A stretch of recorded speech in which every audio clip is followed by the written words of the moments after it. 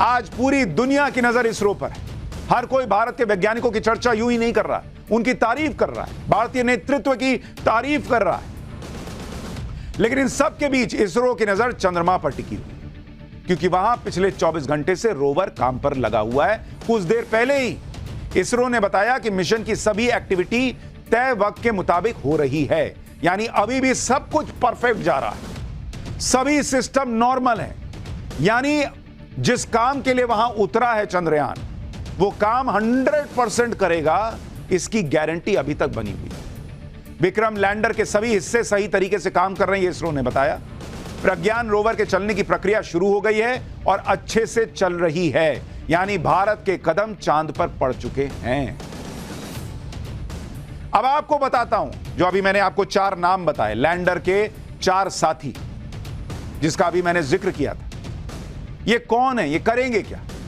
सबसे पहले सुनिए रंभा के बारे में। ये किसी भारतीय सनातनी कहानी की रंभा नहीं है, बल्कि ये इसरो के मिशन रंभा, इसरो के मिशन चंद्रयान की साथी रंभा है। अब रंभा जी करेंगी क्या, उससे पहले सुनिए रंभा का मतलब क्या। नाम ऐसे ही रंभा नहीं रखा गया।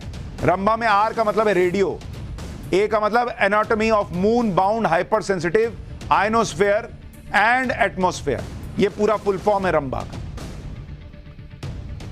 तो ये जो अपनी रंभा दीदी हैं, ये चांद के दोनों पोल यानी नॉर्थ और साउथ पोल को जब भी वैज्ञानिक दूरबीन से देखते हैं तो उनको क्या है, कुछ चमकती हुई चीज नजर आती है।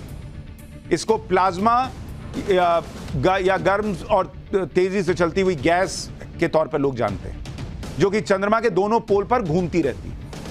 पृथ्वी पर यह प्लाज्मा इंसानों और इलेक्ट्रॉनिक डिवाइस के लिए भी हानिकारक होती है। इलेक्ट्रॉनिक डिवाइस में जो चिप लगे होते हैं वो भी प्लाज्मा के संपर्क में आके खराब हो जाते हैं। क्योंकि चंद्रमा के साउथ पोल पर अब तक कोई गया ही नहीं, इस वजह से किसी को यह पता नहीं कि वहां पर जो ये आप कह लीजिए कि गर्म गैस है या प्लाज्मा है, ये कितनी हानिकारक है, ये किसी को नहीं पता।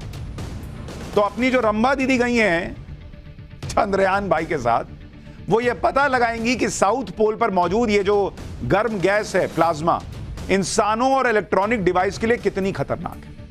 तो कल को अगर यह तय किया जाए कि भाई रंभा जी दीदी ने जानकारी दे दी, ये तस्वीर भी है रंभा दीदी की, जरा दिखाइए, वो भी आपको दिखाता हूं कि वहां पे दीदी काम कैसे कर रही हैं, तो आपको पता चल जाएगा कि भाई आपको अगर चांद पर साउथ पोल पर आपको कहना है कि हम जाएंगे वहां पर जो है वो देखेंगे कि किस तरह से काम हो रहा है, नहीं हो रहा है, तो उसमें इंसान जाएगा तो जिंदा रहेगा कि नहीं रहेगा।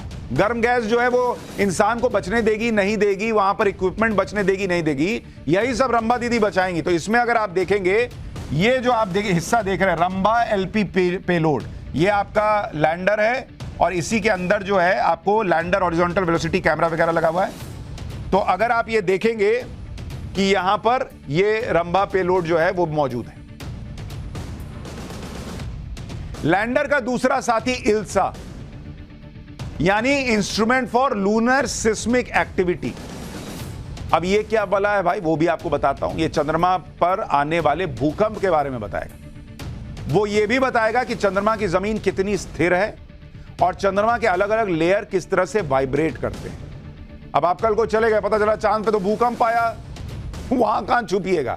तो अपना इल्सा भाई जो है वो बताएगा कि वहां पर भूकंप आता है कि नहीं आता। लैंडर का तीसरा साथी है चेस्टे, यानी Chandra's surface thermo physical experiment. चंद्रमा के साउथ पोल पर मौजूद प्लाज्मा यानी गर्म गैस और उसके वाइब्रेशन के अलावा वैज्ञानिकों को चंद्रमा की सतह और वहां के तापमान की भी तो सटीक जानकारी नहीं है। कोई गया ही नहीं साउथ पोल पे, तो कैसे पता चलेगा क्या तापमान है। अभी तो अंदाजा लगा रहे हैं कि भाई वहां पर सूरज की रोशनी नहीं पड़ती तो इतना टेम्परेचर होगा। ये उपकरण वहां की जमीन और वातावरण के तापमान की सटीक जानकारी देंगे, ताकि अगली बार कभी मैन मिशन भेजना हो साउथ पोल पर तो आपको पता रहे कि इंसान वहां पर रह भी पाएगा या नहीं, या कैसे कपड़े वगैरह पहन के जाएगा तो रह पाएगा। लैंडर का चौथा साथी शेप, यानी spectropolarimetry of habitable planet earth. यह डिवाइस चांद पर आने वाली सभी तरह की रोशनी की स्टडी करेगा, उससे वो किसी दूसरे ग्रह पर मौजूद जीवन की खोज करेगा। यानी ये 4 साथी जो चंद्रयान के साथ गए, ये चारों सही तरीके से काम कर रहे हैं, ये इसरो ने ट्वीट करके बता दिया है। और चारों चांद के बारे में सबसे जो अहम जानकारियां हैं जो अभी तक किसी के पास नहीं, वो देने वाले हैं। कल जैसे ही चंद्रयान 3 ने चंद्रमा पर सॉफ्ट लैंडिंग की तो दुनिया भर से बधाइयां आने लगी। लोग जश्न मना रहे थे और उन्हें लग रहा था कि मिशन पूरा हो चुका है। कल इसरो के वैज्ञानिकों ने भी जश्न मनाया, लेकिन आप यह समझिए कि अभी उनका काम पूरा नहीं हुआ है। अभी उनके लिए पार्टी टाइम शुरू नहीं हुआ है, क्योंकि मिशन चंद्रयान का दूसरा और सबसे अहम फेज अब जाकर शुरू हुआ। चंद्रमा पर लैंडिंग के साथ ही चंद्रयान हर मिनट जो कुछ भी खोज रहा है वो किसी कोहिनूर से कम नहीं। इसलिए चंद्रयान हर मिनट जो कुछ भी डेटा भेज रहा है उस पर इसरो के वैज्ञानिकों की नजर बारीकी से जमी हुई है। और यह सिलसिला अगले 14 दिन तक चलेगा। आपको बताता हूं कि अगले 13 दिन तक चंद्रयान कौन कौन से बड़े खोज करेगा, यह भी जानिए। पृथ्वी जैसे ग्रहों की खोज करने का काम भी करेगा। जैसा मैंने आपको बताया था कि चंद्रयान में शेप नाम का डिवाइस लगा हुआ है। इस डिवाइस से पता लगेगा कि क्या गैलेक्सी में किसी और ग्रह पर जीवन है या नहीं। जिन ग्रहों पर जीवन होता है उससे निकलने वाली रोशनी बाकी निर्जीव ग्रहों से बिल्कुल अलग होती है। जैसे कि पृथ्वी से निकलने वाली रोशनी बुध ग्रह से बिल्कुल अलग होगी। शेप नाम का यह डिवाइस इसी अंतर का पता लगाएगा और इससे यह क्लियर होगा कि क्या आसपास के किसी ग्रह पर जीवन है या नहीं है। चंद्रमा की मिट्टी में क्या है, प्रज्ञान रोवर चंद्रमा की मिट्टी की एनालिसिस करेगा और कर रहा है भाई, लग गया, वो काम में लगा हुआ है। उसमें मौजूद मिनरल्स का पता लगाएगा और यह भी पता करेगा कि चंद्रमा लगभग कितने साल पुराना है। चांद पर चमकती चीज का पता लगाएगा। चंद्रयान 3 में अपनी जो रंबा दीदी गई हैं उसकी मदद से यह पता चलेगा कि चांद की सतह इंसानों के लिए और मशीन के लिए कितनी खतरनाक है। चांद के वाइब्रेशंस के बारे में जानकारी मिलेगी, जिसके बारे में मैं भी आपको बता रहा था। माना यह जाता है कि चंद्रमा पृथ्वी की तुलना में 1000 गुना ज्यादा वाइब्रेट करता है। चंद्रयान यह पता लगाएगा कि चंद्रमा के वाइब्रेशन इतनी ज्यादा क्यों है, इतना क्यों कांपता है भाई।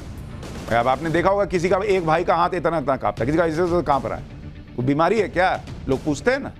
तो वैसे ही पृथ्वी अपनी कब कांप रही है आपको पता भी नहीं चलता।